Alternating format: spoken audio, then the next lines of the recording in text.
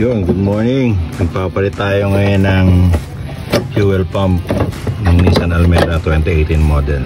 So, pinukpok lang muna saglit yun, yung cover na yun, para lumuwag din yan, masungkit yung pinaka pump. Naputol kasi yung pinaka ibabaw niyan. Ito, dito, naputol. So yan, nakikip na.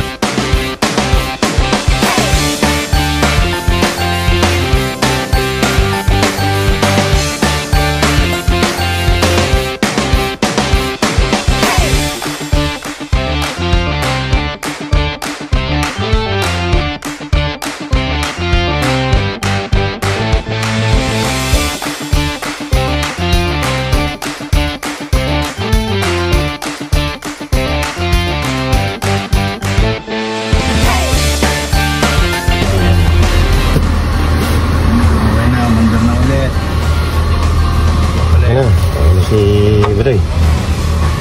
Kaya talaga sa totoo. Diretso na. Oo. Okay na. Higit na siya.